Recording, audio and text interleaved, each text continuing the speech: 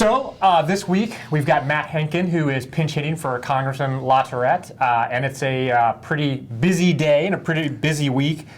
We had intended to talk about a couple of different items, and the Supreme Court went and ruled on subsidies for the Affordable Care Act, Obamacare. And so that's kind of changed things up. And literally this ruling just came down a couple hours ago. So let's just dive right into it. Sure. What the hell does this mean?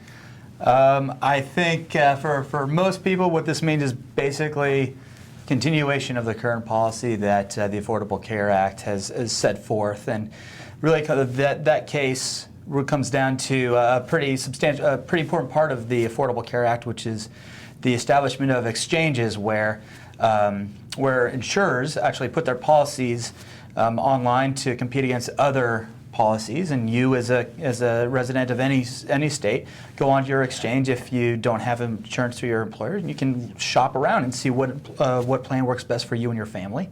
And if you have less than 400% of the poverty level, you're actually entitled to tax subsidies to make those plans affordable to you. But the actual law of the Affordable Care Act says that the subsidies are only allowed to go to people who got their insurance through an exchange established by a state. And that is a very important term. And it would mean that in the 16 states where the state itself has established the exchange, their residents are able to get those subsidies. But in all the other states, those residents would not be able to get subsidies. As a result, the cost of care would be unaffordable to many of those people, which would reduce the number of insured, and it would create a very difficult cycle where costs would go up and rates of insured would actually go down.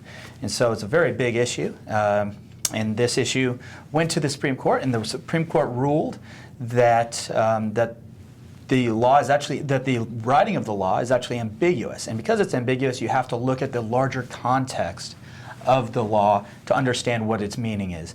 And what Justice Roberts, the Chief Justice, in a 6-3 decision, and the Chief Justice wanted to certainly make sure that, because he's in charge of who gets right, he wanted to make sure that this opinion was very narrowly tailored to make sure that it couldn't be made too broad. And he basically said that the context of the law is to expand the number of people with health insurance in the country.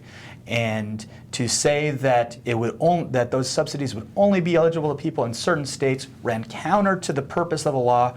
Therefore, it's implausible that that's what Congress had intended, and therefore the meaning is that all states are eligible for those tax subsidies. So the initial conventional wisdom was this is a big win for President Obama, and a big win, quite frankly, for Democrats who have been out there defending the Affordable Care Act. What's been interesting, though, is in the hours since then, I've heard from a lot of Republicans here in D.C. who said actually the Supreme Court may have just saved the GOP from itself.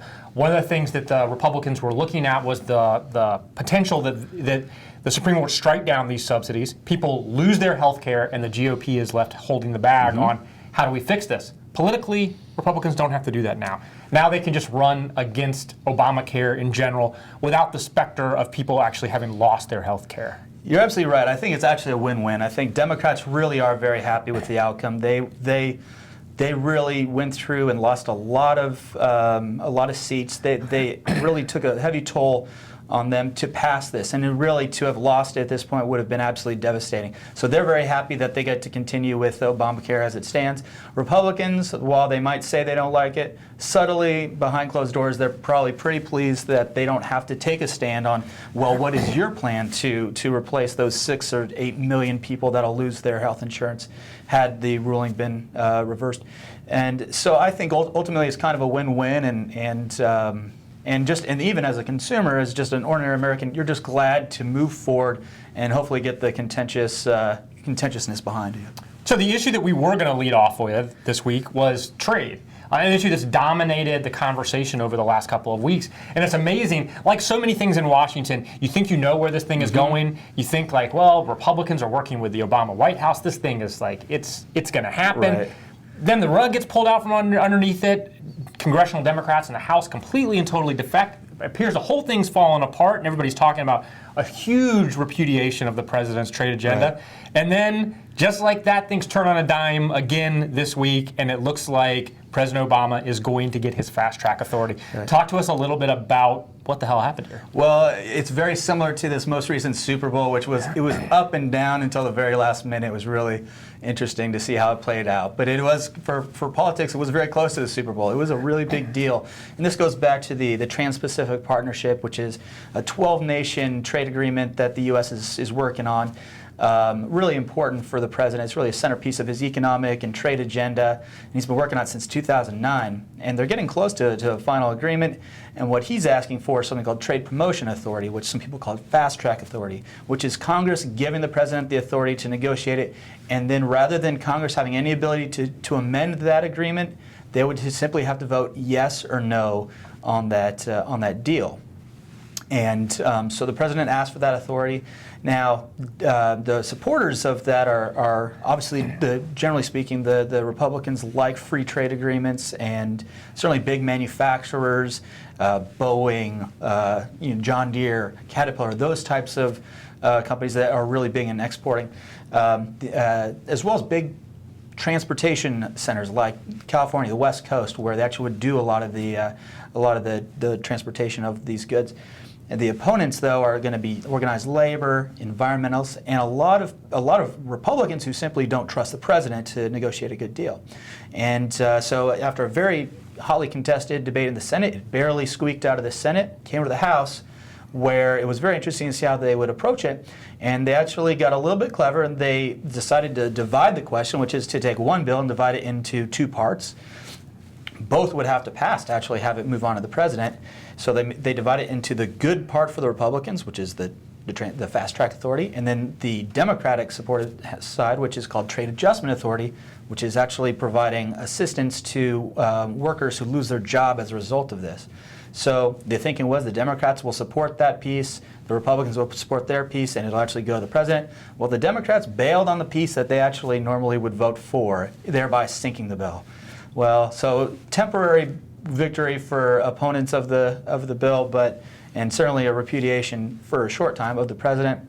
But unfortunately, when you have a majority of the House that actually supports it in a larger context, they're going to find a way to go back and retool it in a way that they can actually get the votes. So they went ahead, they put those two pieces together, they ended up passing it by a slim margin, went back to the Senate just passed it. It's on its way to the president, and he'll be signing it soon enough. So the last thing we want to talk about today is Donald Trump. Who? Right? Nobody's heard of Donald Trump. So this is kind of an amazing phenomenon.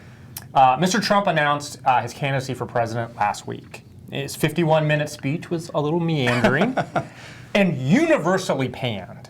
Absolutely universally panned. Not just by like kind of mainstream media, but conservative activists, talking heads, universally panned Trump's speech, said this is a sideshow, it's terrible for the party, terrible for the country, it's just awful. Surprise, surprise. New Fox News poll out this week shows that Trump is second in the GOP field. Yeah. And a Suffolk poll out of New Hampshire showed Trump surging into second in the first primary in the country, New Hampshire. Talk to us a little bit about the Trump phenomenon. Well, I think there's probably a lot of things at play. First of all, he's obviously one of the biggest salesmen of himself in the world, and it's very interesting to see that he got in and certainly sucked up all the oxygen. A couple of candidates had announced their candidacy just a day or two before, and nobody remembers who that was exactly because right. All they can remember now is Donald Trump. It was interesting. His speech actually certainly veered into a lot of populist ideas of imposing tariffs on Mexico and the Chinese and the concepts that generally speaking are appealing to Democrats. So some of these were very surprising, but. I think his candidacy, although he's certainly entertaining, I think it's a little bit of a less than serious candidacy, and I'm not expecting him to actually be there when we get to kind of the later rounds. I think that he certainly loves the publicity, and as he says in his book, any publicity is good, and the more of a spectacle, the better. And that's certainly what he's been living up to. But I think it actually provides a good deal of deflection for some Republican candidates. For some of the more ideological candidates, he seems to be even more unstable than some people accuse them of being. So it's kind of a way to kind of deflect some of those criticisms. But for serious candidates on the Republican side, it actually probably is even more of a distraction because he gets to make their opponents seem a little bit more in the center, while at the same time making more of a sideshow, which is kind of against their whole position within the primary. So one thing's for sure, the first debate in Cleveland in August, Donald Trump is likely going to be on the stage. It's probably going to have the highest ratings of any debate of all time. This is going to be must-see TV. Get out your popcorn. Yeah. Absolutely, whether you love him, hate him, whatever, indifferent, it's going to be good television. Yeah, it will be. All right, Matt Hankin, thanks for joining us. Thank you.